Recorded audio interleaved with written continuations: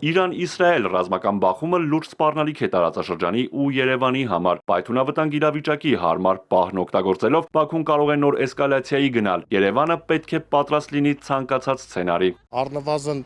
պետք է առաջին իսկ քայլը լիներ ազգային անվտանգության խորհրդի նիստ հրավիրել, որպեսզի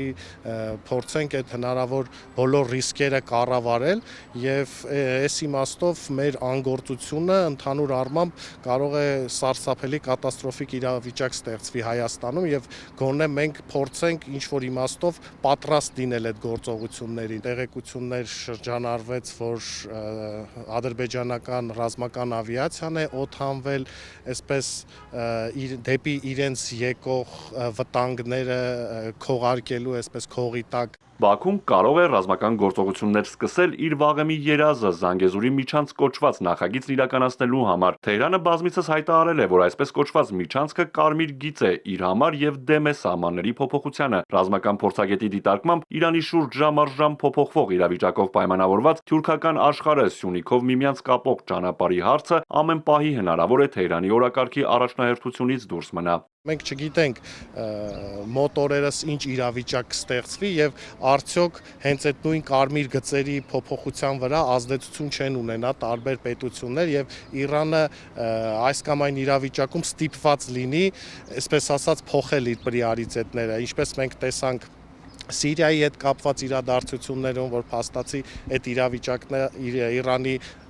ռազմավարական շահերից չէր բխում, բայց ցավոք սրտին հենց իրավիճակ ստեղծվեց, որ տեղի ունեցավ այն, ինչ տեղի ունեցավ։ Փորձագետը ուշադրություն է հրավիրում մեկ այլ կարևոր ու Հայաստանի համար վտանգավոր հանգամանքի վրա։ Արցախի բռնազավթված տարածքներում, Վարանդայում, Կովսականում եւ Բերձորում իսրայելա-ադրբեջանական նորակառույց 3 օդանավակայանները ռազմական նշանակություն ունեն։ Իսրայելը իր գործողությունները սկսեց հենց այն ժամանակ, երբ որ Արցախի օկուպացված տարածքներում գտնվող 3 օդանավակայանների շինարարությունը Ադրբեջանը ավարտեց։ Ադրբեջանը բացի նրանից, որ Իրանի դեմ է օգտագործելու այդ օդանավակայանները, նաև Ադրբեջանը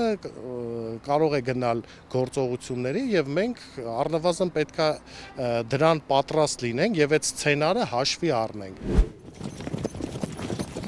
Պատահական չէ նաև, որ Իսրայելի ավիահարվածներից մեկ օր առաջ Իրանի հենց քթի տակ Նախիջևանում մեկնարկել է ադրբեջանա-թուրքական միանգամից 2 զորավարժանք։ Արաքսի կամրջի վրա իրենց երկրի դրոշները փոխանակելուց հետո սկսվել են անխախտ եղբայրություն հրամանատարաշտաբային եւ Մուստաֆա Քեմալ Աթաթուրք տակտիկական զորավարժությունները։ Դրանց անվան տակ Բաքուն ու Անկարան բազմաթիվ զորք ու տեխնիկա են կուտակել Նախիջևանում։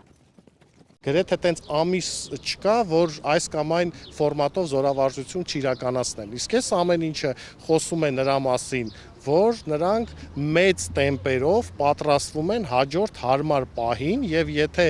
աշխարհաքաղաքական եւ այսպես տարածաշրջանային հարմար իրավիճակ ստեղծվի իրենց համար,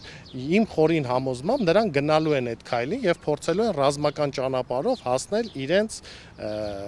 ստրատեգիական նպատակներին։ Թուրք-ադրբեջանական հրամանատարաշտաբային զորավարժությունները կտևեն մինչև հունիսի 19-ը։ Իրանը գիտակցում է, որ Ադրբեջանի տարածքն օդային հարվածներից պաշտպանելու քողի տակ ցանկացած պահի թուրքական ու ադրբեջանական զենքը կարող է ուղղվել իր դեմ։ Վստահ եմ, որ այն պահին, երբ որ